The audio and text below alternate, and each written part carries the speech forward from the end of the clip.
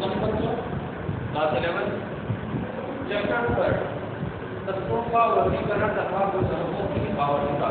तो पिछले वीडियो में हमने आपको चैप्टर 2 के बारे में बताया था पूरा, तो वहीं पर वो चैप्टर समाप्त हो जाता है।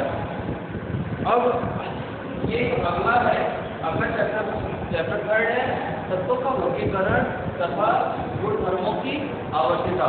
ये चैप्टर 3 है बच्चों, ये चैप्टर 3 है। तो सबसे पहले हम आपको बताते हैं तत्वों के वर्गीकरण का महत्व।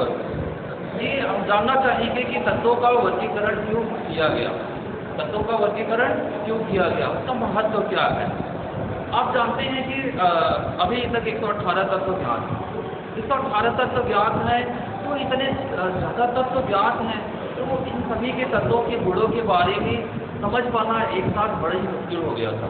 तो इन सबको समझने के लिए इनके गुण, कुछ ऐसे तत्व थे जिनके गुण मैक्सिमम समान थे, कुछ ही भिन्न थे। तो इन सबको समझने के लिए हमें आवर्त सारणी को बनाना पड़ा या तत्वों का वर्गीकरण करना पड़ा। तत्वों जो समान गुणों वाले तत्व थे उनका वर्गीकरण करना पड़ा, उन्हें एक समान रूप से उन्हें एक जगह रखना पड़ा। तो यही है तत्वों के वर्गीकरण का महत्व। कुछ ऐसे तत्व हैं जो जिनके लगभग ही गुण समान होते हैं, कुछ ही गुण भिन्न होते हैं, तो इन सबको अलग हम कैसे रखें, तो तत्वों का एक समूह बनाना पड़ा। तो क्योंकि अभी बहुत तत्व और खोजे जाने हैं, तो इनके आधार पर जब हम वर्गीकरण करते हैं तो इनके आधार पर और नए तत्वों के बारे में हमें जानकारी मिलती है।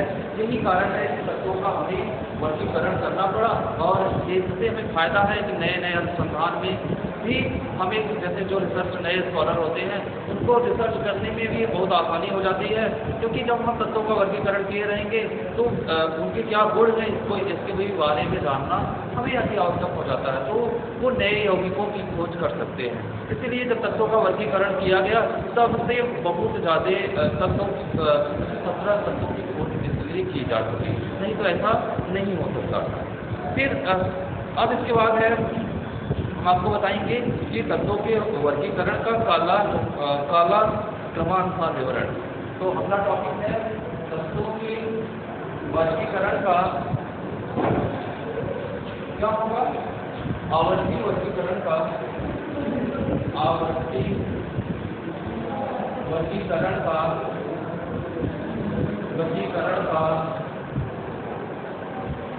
काला क्रमानुसार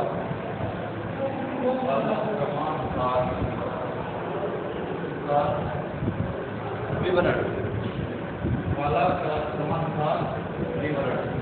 मतलब कैसे हम विवरण दे सकते हैं कि किस क्रम में ये तत्वों का वर्गीकरण किया गया है, किस क्रम में कौन सा आवर्त सारणी दिया गया, इसके बारे में हम आपको क्रम से हम बताते हैं। तो पहला है धातु व अर्धातु में विभाजन।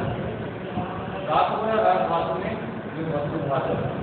पहला क्या है, धातु व अर्धातु में विभाजन सबसे पहला है। तो सबसे पहले बर्जीलियस ने बच्चों बताया जो तत्व से ज्ञात थे उनको धातुओं और अधातुओं में विभाजित किया। सबसे पहले किसने, बर्जीलियस ने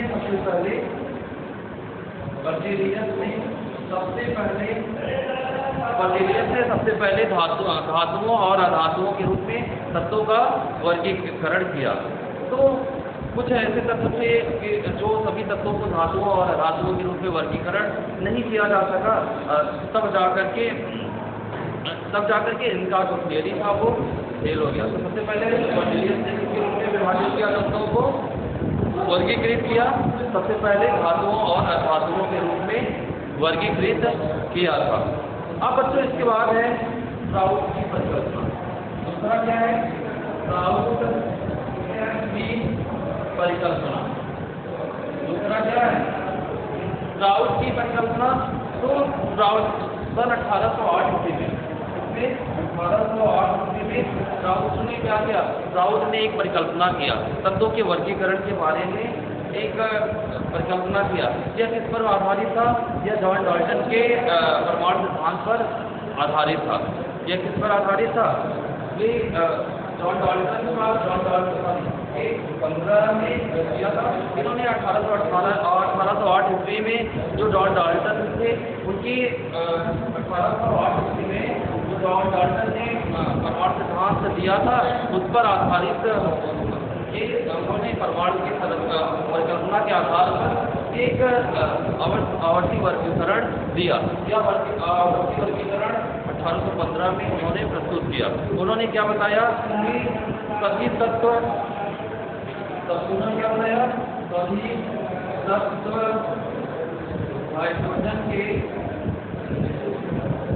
तत्व हाइड्रोजन के परमाणुओं से मिलकर बने हैं। सभी तत्व हाइड्रोजन के परमाणुओं से मिलकर बने हैं। परमाणुओं से मिलकर बने हैं। सभी तत्व किससे मिलकर के बने हैं? हाइड्रोजन के परमाणुओं से मिलकर के बने हैं। और इसलिए वे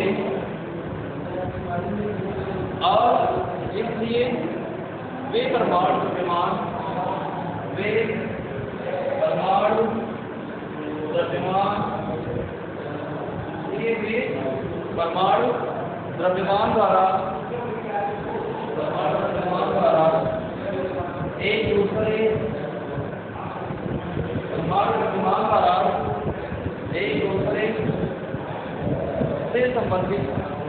एक दूसरे से संबंधित है। तो क्या होता है, सभी तत्व हाइड्रोजन के परमाणु से मिलकर के बने हैं और इसलिए वे परमाणु द्रव्यमान द्वारा एक दूसरे से संबंधित है। बाद में चल करके इनकी जो परिकल्पना थी उन्हें अमान्य घोषित कर दिया गया। बाद में इनकी जो परिकल्पना थी उनको क्या किया गया? अमान्य घोषित कर दिया गया। ये थी राउल की परिकल्पना। तीसरी परिकल्पना क्या होगी बच्चों? ये तीसरी परिकल्पना है डोबेराइनर के त्रिक सिद्धांत। डोबेराइनर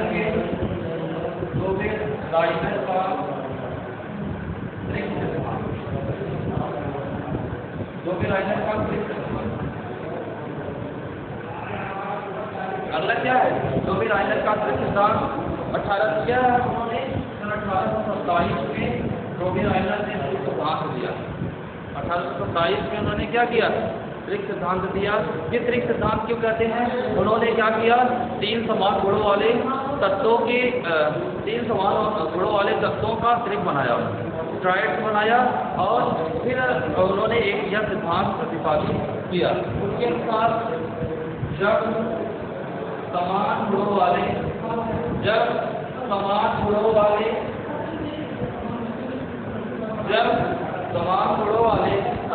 तत्वों को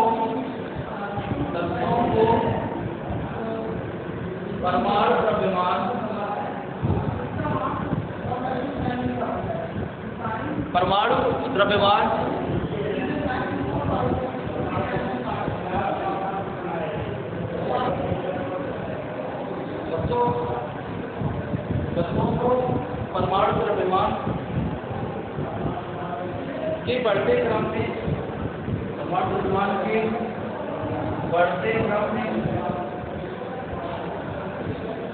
क्रम में रखा जाए तो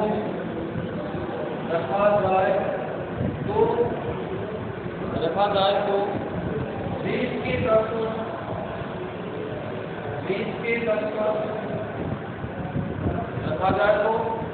के तत्व का परमाणु द्रव्यमान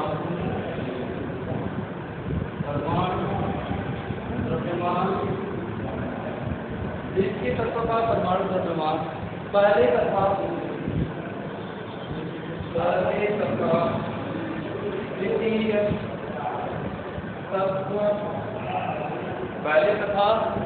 द्वितीय तत्व के परमाणु द्रव्यमान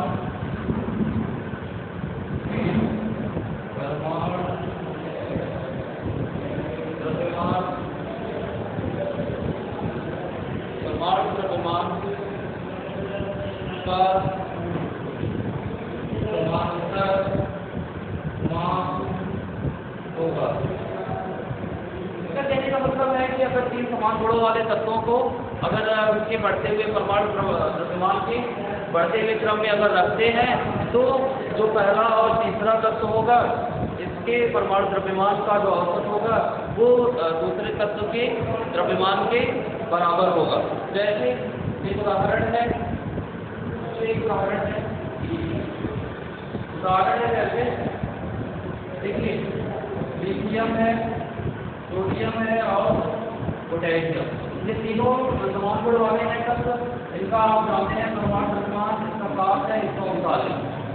तो अब इन दोनों को अगर जोड़ा जाए, इनके परमाणु द्रव्यमान को जोड़ा जाए और औसत इनका निकाला जाए, तो क्या आपको 47/2 यानी 46/2 बराबर कितना होगा? 23। आप देखना है 23 आ रहा है, इसका परमाणु द्रव्यमान कितना आ रहा है? 23। तो इनके ऊपर सोडियम का परमाणु द्रव्यमान कितना आएगा? 23 आएगा।